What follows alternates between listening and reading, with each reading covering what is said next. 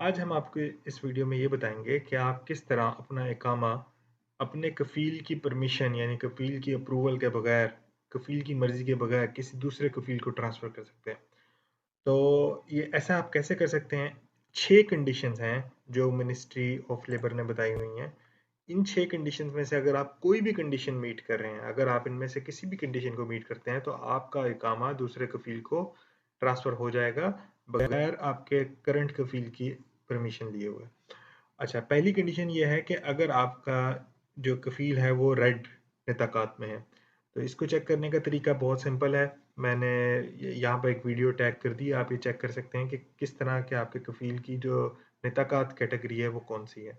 तो अगर वो रेड निताक़ात में है तो आप एक प्रोसीजर है उसको फ़ॉलो करेंगे और उसके बाद आप एक अपना इकामा दूसरे कफ़ील को ट्रांसफ़र कर सकते हैं बगैर अपने कफ़ील की परमिशन लिए हुए। ये प्रोसीजर हमने बता दिया है इस वीडियो के अंदर ही, लेटर हम बाद में हम बताएँगे।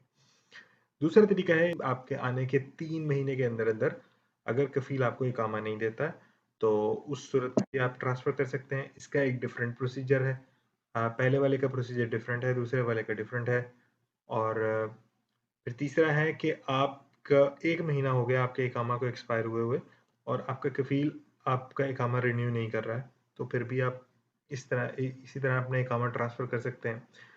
फिर जो 4, 5 और 6 नंबर 4, 5 और 6 है यहाँ पर, ये इन तीनों का प्रोसीजर सेम है ट्रांसफ़र करने का। नंबर 4 है कि अगर कफ़ील ने आपको 3 महीने से सैलरी नहीं दी है या फिर आपने लेबर ऑफिस में केस किया हुआ है लेकिन कफ़ील आपका केस अटेंड नहीं करता है, या फिर छठा ये है कि आपको कोर्ट ने इस आपकी फेवर में केस डिसाइड किया हुआ है कि आप अपनी ट्रांसफ़र करवा सकते हो सर्विस को।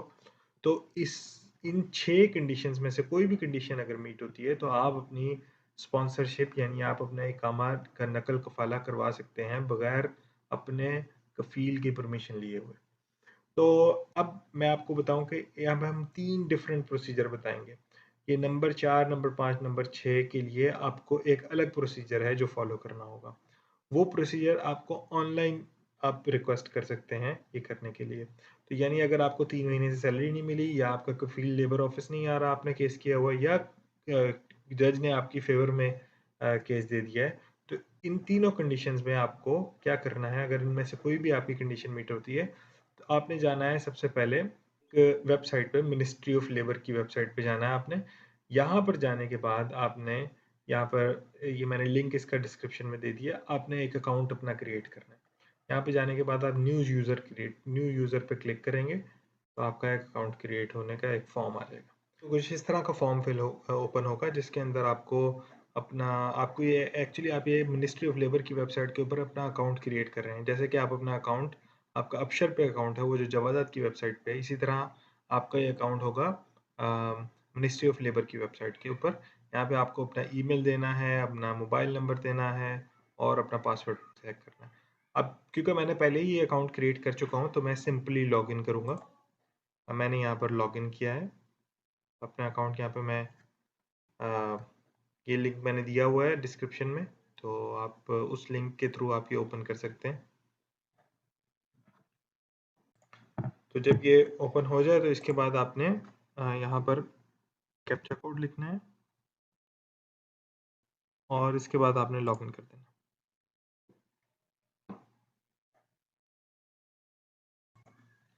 ये लॉगिन करने के लिए ये मुझे इन्होंने एक मिनिस्ट्री ऑफ लेबर की वेबसाइट में एक कोड सेंड किया है, वो कोड मुझे यहाँ पे एंटर करना है।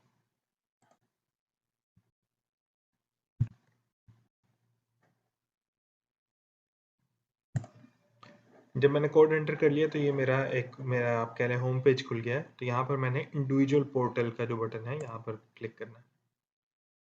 तो ट्रांसफर ऑफ स्पॉन्सरशिप ये देखें, आप देख सकते हैं request for transfer permission without the consent of sponsor, यानी कि आप ट्रांसफर इकामा ट्रांसफर करने की रिक्वेस्ट कर सकते हैं अपने कफील की परमिशन के बगैर। अब मुझे यहाँ पर स्टार्ट सर्विस के ऊपर क्लिक करना है।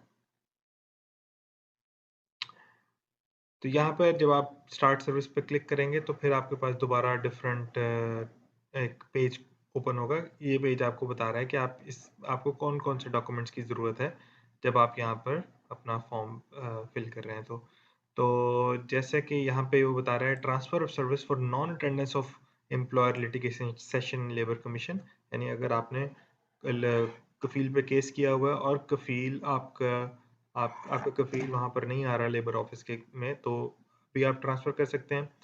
या फिर transfer of service if the company does not पे वेजेस, या फिर अगर आपकी कंपनी आपको सैलरी नहीं पे कर रही है तो उस केस में भी कर सकते हैं। और recommendation by the judicial authority, यानी कि आपका कोर्ट ने आपके फेवर में केस दे दिया, तो आपने इसको सिंपली एग्री कर लेना है। जब आप एग्री करेंगे तो अब ये इसने एक फॉर्म ओपन कर दिया। ये फॉर्म में आपको यहाँ पर 5 रीजन दी हुई हैं, इनमें से आपने जो भी रीजन आपसे रिलेटेड है वो आपने उस पर क्लिक करना है।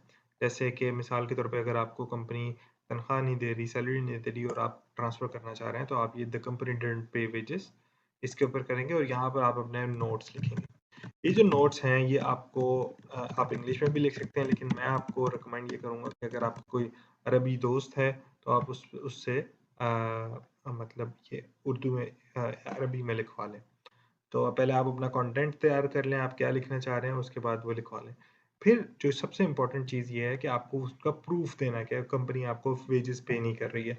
आपको अपना इकामा नंबर भी देना है, कंपनी की डिटेल्स भी देनी है और इस बात का भी प्रूफ देना है कि कंपनी आपको पे नहीं कर रही है, सैलरी पे नहीं कर रही है।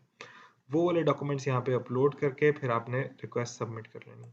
जैसे ही आप रिक्वेस्ट सबमिट करेंगे तो फिर सिस्टम आपको एक एसएमएस सेंड करेगा, आपकी रिक्वेस्ट सबमिट हो चुकी होगी।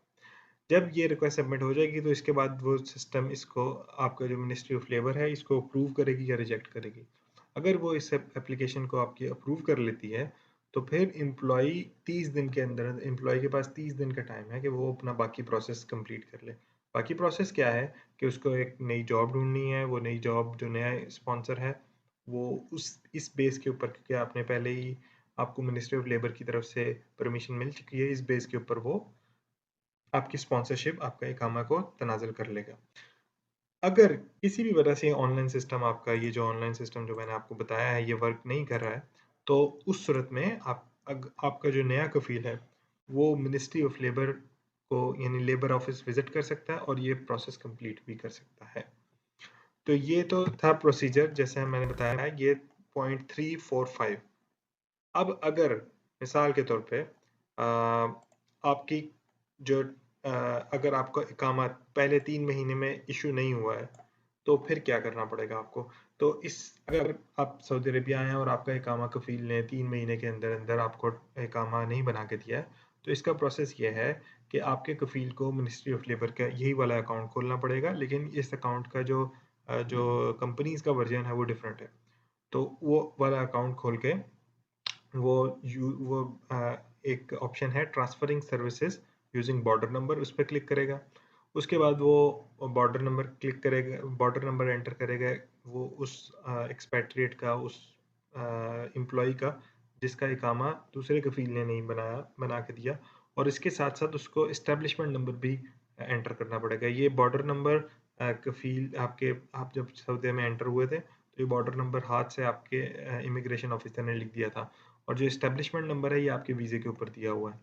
उसके बाद जो मिनिस्ट्री ऑफ लेबर है इसको कंफर्म करेगी कि ये जो थी ये उनका सिस्टम ऑटोमेटिकली कंफर्म कर देगा कि ये बंदा इसी की इस्टेब्लिशमेंट के अंडर है। और इसके बाद आपके कफ़ील को जवाज़ात विज़िट करना पड़ेगा। तो जवाज़ात जब आप विज़िट करें जब कफ़ील विज़िट करेगा तो वो आपको एक टेम्परेरी इकामा इशू करेगा, इस सिस्टम में इशू होगा, आपको इकामा कार्ड नहीं मिलेगा। तो जब आपका टेम्परेरी इकामा इशू हो जाएगा उसके बाद कफ़ील जो नॉर्मल प्रोसेस है इकामा ट्रांसफ़र का वो फॉलो करेगा, और उस प्रोसेस के अंदर उसको कफ़ील की परमिशन की ज़रूरत नहीं पड़ेगी। अब जो ये तो थी एक कंडीशन। अब जो 2 बाकी कंडीशंस रह गई हैं वो है कि अगर आपका इकामा आपका कफ़ील रेड कैटेगरी में है या फिर आपका जो इकामा है वो एक्सपायर हो गया। तो इस सूरत में क्या करना पड़ेगा? अब यहाँ पे जैसे मैंने हमारे जो वेबसाइट है lifeinsaudiarabia.net, यहाँ पे मैंने मेंशन किया हुआ है कि आप अपना इकामा कर सकते हैं अगर आपका कफ़ील रेड कैटेगरी में है या 1 महीना हो गया और आपका कफ़ील ने आपका इकामा रिन्यू नहीं किया। लेकिन इस सूरत में आपका जो नया कफ़ील है, जो न्यू एम्प्लॉयर है, उसको लेबर ऑफिस जाना पड़ेगा और जवाज़ात के ऑफिस उसको विज़िट करना पड़ेगा। तब ही ये इकामा ट्रांसफ़र हो सकता है।